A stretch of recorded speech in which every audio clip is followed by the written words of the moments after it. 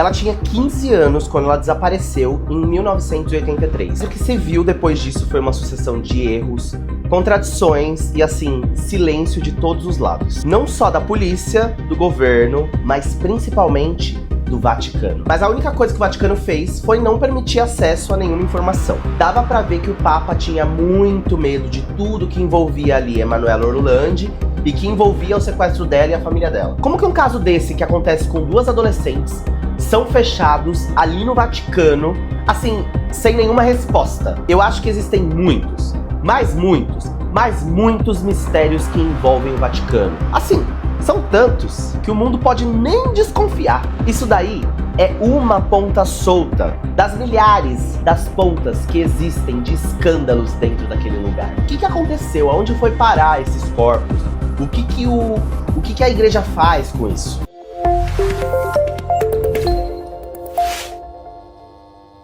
Emanuela Orlandi foi uma italiana que era filha de um funcionário do Vaticano. Ela tinha 15 anos quando ela desapareceu em 1983. E até os dias de hoje, nunca encontraram nada que pudesse indicar onde ela foi parar, o que aconteceu com ela ou algo do tipo. Emanuela era filha de Ercole Orlandi. Ele era funcionário do Vaticano e a família toda dele morava dentro do Vaticano. A família era composta por pai, mãe e os irmãos, que eram a Emanuela Orlandi e mais 4 irmãos. E eles viviam lá, gente, no lugar que era pra ser o lugar mais seguro do mundo, né? No dia 22 de junho de 1983, a Emanuela saiu de casa pra ir até uma aula de música que ficava no centro de Roma. Às 19 horas, ela ligou pra casa dela e disse que recebeu uma proposta meio curiosa de um rapaz que parou ela ali e falou se ela não queria entregar alguns panfletos pra que ela pudesse ganhar alguma grana. O lugar que ela tava ficava a 15 minutos da casa dela, gente, era bem perto. E essa foi a última vez que a família teve algum contato com ela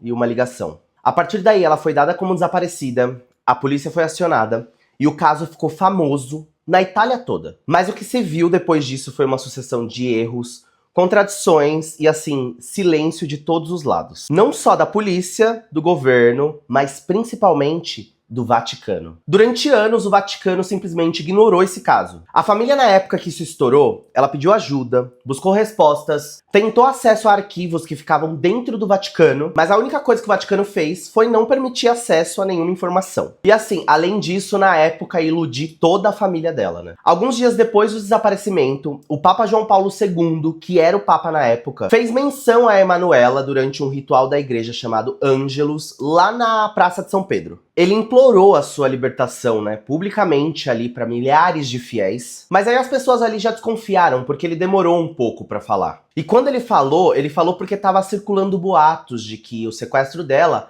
eram por razões políticas. E assim, dava para ver que o Papa tinha muito medo de tudo que envolvia ali Emanuela Orlandi e que envolvia o sequestro dela e a família dela. Às vezes ele até evitava de responder perguntas e de falar sobre esse assunto em qualquer lugar que ele estivesse. Mas assim, mesmo assim a família não desistiu e ela sofria, viu? Mas ela ficava lá em cima do Papa para ele poder falar sempre publicamente e fazer as apelações públicas. Ele até já repetiu o apelo em outras ocasiões públicas, mas assim, ele nunca deu muita ênfase para esse caso. Ele falava rápido, uma vez ali, outra aqui, e depois ele já desistia de falar e ele abafava, assim, sabe? Agora sim, apesar dos apelos públicos na época, o Vaticano nunca permitiu uma investigação muito mais profunda do que ele permitia ali, que era muito raso, sabia? As informações que aconteciam ali dentro dos muros era aquela coisa, ninguém podia saber. Mesmo que a família morasse dentro do Vaticano e o pai trabalhasse pro Vaticano. A família não teve acesso nem a documentos e nem a arquivos do Vaticano. E todo mundo que investiga esse caso, independente do lugar do mundo, chega à mesma conclusão que eu cheguei investigando esse caso. Se eles tivessem acesso a informações de dentro do Vaticano, provavelmente, eles teriam aumentado aí em 60% as chances deles conseguir desvendar esse caso. O Pietro Orlandi, que é o irmão da Emanuela, ele já fez uma declaração pública. Ele disse: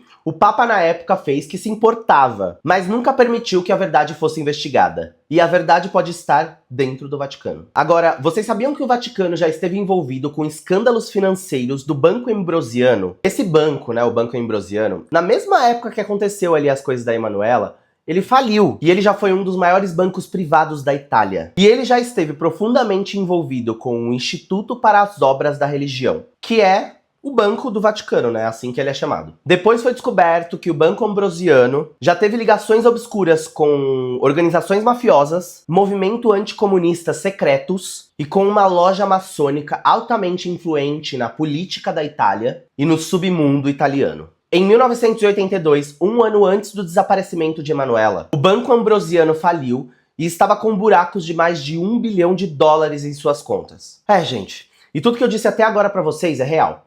Mas muitas pessoas teorizam sobre várias coisas. Por exemplo, que a máfia italiana sequestrou Emanuela como forma de pressionar o Vaticano a não entregar segredos ou nomes. Já que o Banco do Vaticano, ele meio que pulou fora quando o Banco Ambrosiano faliu. E esse sequestro teria sido mais uma mensagem pro Vaticano. Como assim?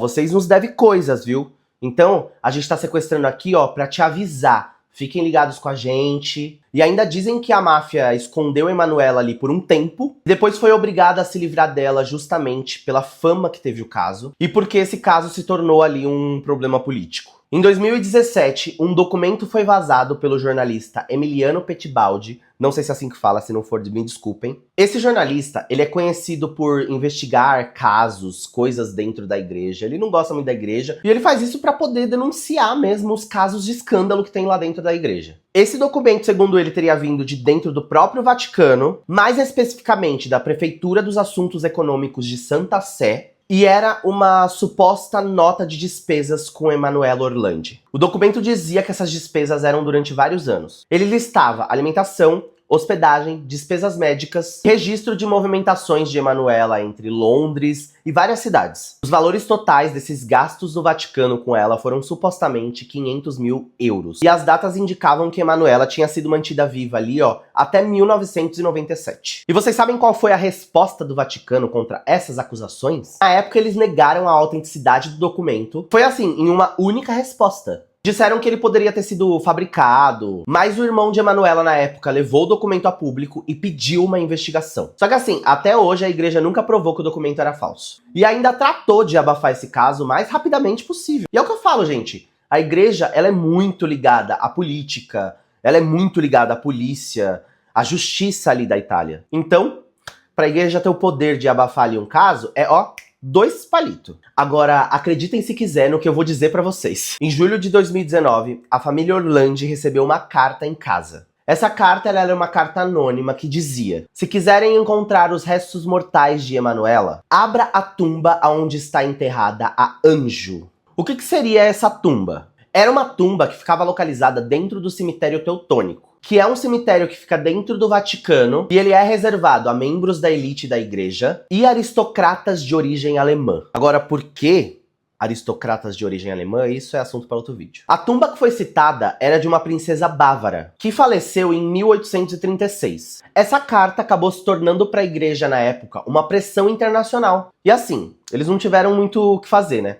Eles tiveram que aceitar que as tumbas fossem abertas. Só que, gente, para tumbas serem abertas assim no cemitério do Vaticano, de Roma, é assim uma coisa que não acontece sempre, tá? Agora, você quer o plot twist dessa mini história? Ambas as tumbas que foram abertas para ver se tinha ali algum sinal de Emanuela estavam vazias. Nenhum sinal de Emanuela, nenhum sinal de corpos das princesas que precisavam estar ali, apenas túmulos subterrâneos sem nada dentro. Agora você imagina, né?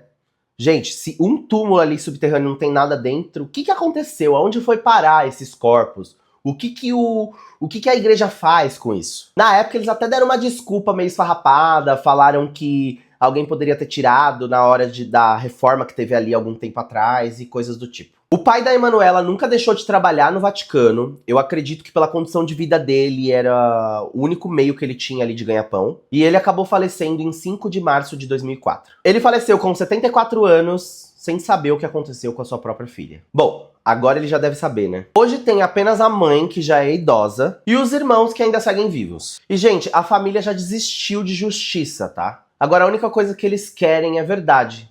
É porque passaram tantos anos, né? Em 2022, a Netflix acabou lançando o documentário A Garota Desaparecida do Vaticano. Eu já assisti esse documentário e, assim, eu acho ele maravilhoso porque ele explica passo a passo de tudo como foi o desenrolar. E todas as coisas que eu acabei comentando com vocês, eles também explicam ali, ó, tintim por tintim, bem mastigadinho. Por conta dessa série e a pressão internacional do caso na época, o promotor de justiça do Vaticano acabou ordenando a reabertura do caso. Então, eles começaram novamente as investigações. E na época, o Papa, que era o Papa Francisco, pela primeira vez em décadas, autorizou formalmente a investigação interna no Vaticano. Mesmo assim, o Vaticano não garantiu acessos totais aos documentos que eles têm lá. Isso porque eles alegavam que muitos documentos ali eram arquivos confidenciais e não poderiam ser mexidos. Mas eu acho que mesmo que tivessem acesso, né, gente? Já passaram tanto tempo que eles modificaram muita coisa ali e tiraram muita coisa dali.